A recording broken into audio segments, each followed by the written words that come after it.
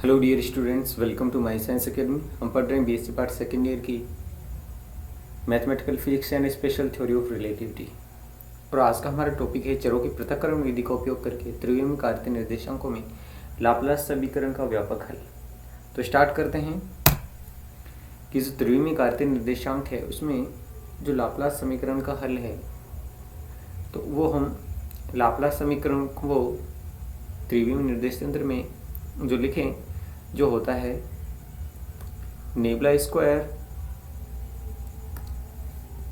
Phi equal to del square phi upon में d x square plus del square phi d phi square plus d square phi d z square equal to 0। Equation 1 आ जाती है, जहाँ phi x y z का function इस तरह से है कि x x into y y into z z. Equation 2 आ जाती है। अब जो फाई का मान है यानी कि ये जो फाई एक्स वाई जेड है हमारा, ये तीन जो पृथक फलन हैं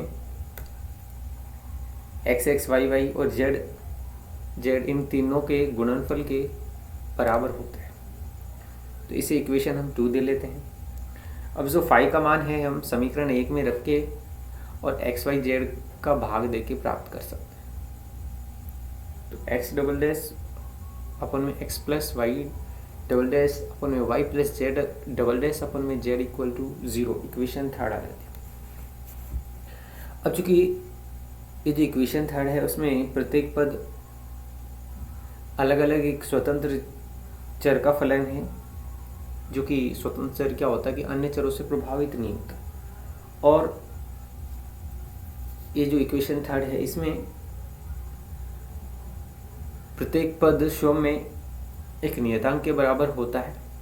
तो वो नियतांक है, जैसे ये प्रथम पद है, द्वितीय पद है और ये तृतीय पद है। तो इनके लिए मैं अलग से नियतांक ले रहा हूँ जो क्रमशः minus alpha square minus beta square और गामा स्क्वायर में लूँगा। तो इक्वेशन 3 से मैं नियतांक ले रहा हूँ minus alpha square minus beta square और गामा स्क्वायर प्लस का। अब चूंकि जो एक्स डैश अपन में एक्स इक्वल टू होता है minus alpha square, y dash अपन में वाई इक्वल टू लिया मैंने माइनस बीटा स्क्वायर, ये एक नियतांक है। जेड डैश अपन में Z equal to gamma square, जिसे ओवरऑल हम alpha square plus beta square दोनों के योग के रूप में लिखते हैं। तो यहाँ मेरे पास इक्वेशन 3 किस फॉर्म में हो जाती है, माइनस अल्फा प्लस बीटा का whole square plus gamma square equal to 0, जहाँ गामा स्क्वायर इक्वल टू है root alpha square plus beta square. Equation 4 आ जाती है। अब यहाँ से मैं इसको लिख सकता हूँ X dash equal to X minus alpha square. ऐसे ही वाई डैश को यहाँ से लिख सकते हैं minus beta square Y. Z double dash को लिख सकते हैं alpha square beta square into Z. अब ये जो समीकरण है एक साधारण अवकल समीकरण है, जिनका हल हमें ये जो निम्न समीकरण है उनसे निकाल सकते हैं। तो ये 3 समीकरणें दी जाती हैं। एक्स के व्यापक हल के लिए C1 sine alpha x plus minus C1 dash cos alpha X, Y के लिए C2 sine beta Y plus minus C2 dash cos beta Y. ऐसे ही जेड के लिए C3 sine H gamma Z plus minus C3 का dash cos H gamma Z, जहाँ जो alpha और बीटा है ये हमेशा ग्रेटर देन रहने चाहिए 0 से। इक्वेशन 5 आ जाती है। अब हमारे पास में कुछ अज्ञात नियतांक आए हैं जिन्हें हम सीमा प्रतिबंधों से मान ज्ञात करेंगे। तो इसके लिए हम क्या करते हैं कि एक ABC भुजाओं के आयताकार बॉक्स की कल्पना करते हैं। इसमें Z इक्वल टू जो C के अलावा जो सभी फलन हैं वो इस तरह से हैं कि x equal to Y equal to Z equal to 0। तो यहाँ x इक्वल टू a होगा, y इक्वल टू b होगा और z इक्वल टू, ये दूसरा पेन ले लेता हूँ इससे अगर दिख नहीं रहा तो, z इक्वल टू c। और इन पे विभव क्या होगा, 0 होगा। तो जो z इक्वल टू जो c फलक है उस पर फाई इक्वल टू 0, तो अन्य सभी फलकों पे क्या होगा, अब इस बॉक्स के अंदर हम ये मान ज्ञात करेंगे, तो ये आयताकार बॉक्स है जिसकी ये भुजा ए है, ये भुजा बी है, ये भुजा सी है, और ये एक्स एक्सिस है, ये वाई एक्सिस है, और ये जेड एक्सिस है। और यहाँ जो फाई फंक्शन है v equal to X Y का, ये z इक्वल टू सी पे है। अब लाप्लास जो इक्वेशन 1 है उनका हल हम कुछ सीमा प्रतिबंधों से निकाल सकते हैं कि जब x इक्वल टू 0 है तो phi x y z equal to 0 अर्थात x y z equal to होगा 0, क्योंकि ये जो y है z x के फलन नहीं है, इसलिए x इक्वल टू 0, क्योंकि x x का फलन था, y y का, और z z का। तो इक्वेशन 5 से x equal to C1 sine alpha x plus minus C1 dash cos alpha x, equation आई थी हमारे पास। तो इसमें x इक्वल टू 0 लेते हैं, तो x इक्वल टू 0 प्राप्त होता है। तब यहाँ हम 0 वैल्यू पुट करते हैं, तो C1 sine alpha x, x की वैल्यू 0 पुट करते हैं, प्लस C1 डैश कोस x की वैल्यू 0 पुट करते हैं। और इस कंडीशन में यदि हम C डैश इक्वल टू 0 लें तो x की वैल्यू आ जाती है C1 साइन अल्फा एक्स,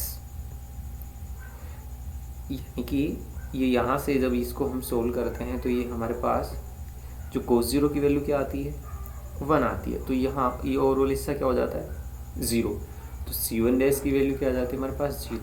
तो इस C1 डैश को हम यहाँ पुट करेंगे तो ये x इक्वल टू क्या आ जाएगा C1 साइन अल्फा एक्स, जो कि ये इक्वेशन आ जाती है। इसी तरह से y इक्वल टू 0 तो फाई इक्वल टू 0, यानी कि जो कैपिटल Y इक्वल टू 0 हुआ तो इक्वेशन 5 से C2 डैश 0 आ जाएगा, तो C2 डैश 0 रखेंगे तो इक्वेशन में y इक्वल टू आएगा C2 साइन बीटा y। इसी तरह से C3 डैश इक्वल टू 0, तो z equal to C3 sine h alpha square plus beta square into z. X y z का मान समीकरण 2 में यदि हम रखें तो क्या होगा कि phi alpha beta equal to C alpha beta sine alpha x into sine beta y into sine h root alpha square plus beta square into z, equation 6 आ जाती है।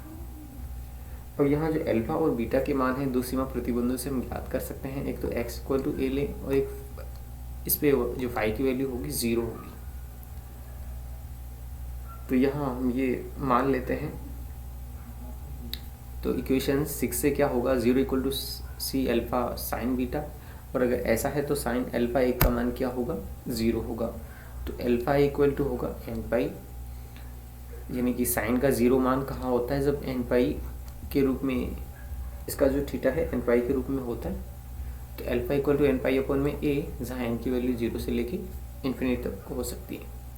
ऐसे ही वाई इक्वल टू बी पर alpha equal to 0, तो अगर ये 0 लेते हैं तो C alpha beta sine beta y का मान होगा 0, और साइन 0 कब होता है जब या हम ले ले वाई इक्वल टू बी, तो beta b equal to m pi, तो बीटा की वैल्यू आती है एम पाई अपॉन में बी। अब ये अल्फा और बीटा के मान इक्वेशन 6 में यदि पुट करें तो alpha n m equal to c n m sine n pi upon में a into x sine m pi upon में b y sine h root n square upon में a square plus m square upon में b square, pi z equation 7 आ जाती है। अब phi x y Z के लिए हम इक्वेशन निकालें तो ये होगी समीशन एन और एम 1 से लेके इन्फिनिटी के बीच हो, c n m sine n pi upon में a x sine m pi upon में बी वाई और sine root n square upon में h square plus m square upon में b square pi z, equation 8 आ जाती है। अब जो इक्वेशन 8 है उसमें z इक्वल टू यदि हम c पुट करें यहाँ, और phi x y z equal to v x y put करें, तो वी एक्स वाई के लिए ये फलन होगा एन एम इक्वल टू 1 से infinity c n m sine n pi upon में x sine m pi upon में b sine h root n square upon में square plus m square upon में बी स्क्वायर पाई इस equation में। अब जो equation है ये एन एम की दोहरी फूरियर श्रेणी है जिसमें गुणांक सी एन एम का ज्ञात करके हम और ये समीकरण में जो sine n dash pi upon में ए एक्स और sine m dash pi b upon में वाई से गुणा करके एक्स वाई के सापेक्ष क्रम से 0 से a और 0 से b के मध्य समाकलित कर। तो 0 से a से b तक इंटीग्रल होगा इसका v x y sine n dash pi upon में x sine m dash pi upon में b y into d x d y. तो इसके बाद इक्वेशन होगी n m equal to 0 infinity c n m 0 से a sine n dash pi upon में a x sine n pi upon में a d x और इसका integral e n dash और एन की फॉर्म में है। अब इसके बाद 0 से भी होगा उसमें एम डैश और एम इसका डी वाई तक और sine h root n square upon में a square plus m square upon में बी स्क्वायर पाई सी। तो ओवरऑल जो ये पार्ट है हमारा इसकी वैल्यू आती है a/2 और ये जो पार्ट है इसकी वैल्यू आती है b/2। तो इस कंडीशन में जब n dash equal to n हो तथा n dash equal to m हो और जो n dash is not equal to m होगा, इसका मतलब ये नहीं है कि दोनों ये इक्वल है। तो इन समाकलों के जो शून्य रहित मान है वो एन और एम के लिए हम एन डैश और एन डैश एम से प्राप्त होते हैं। तो शून्य रहित मान के लिए लास्ट इक्वेशन आ जाती है 0 से a 0 से b इंटीग्रल करें v x y sine n m a x sine m pi upon में b y d x d y. तो c n m equal to a/2 value आई वहाँ से b/2 और sine h root n square a square plus m square b square pi c. तो यहाँ से c n m की value निकाले तो ये आ जाती है 4 और a B sine h root n square upon में square plus m square upon में बी स्क्वायर पाई सी। ये सी एन एम का यह मान समीकरण 8 में रख के हम इसके अभीष्ट हल ज्ञात कर सकते हैं। Thanks for watching the video.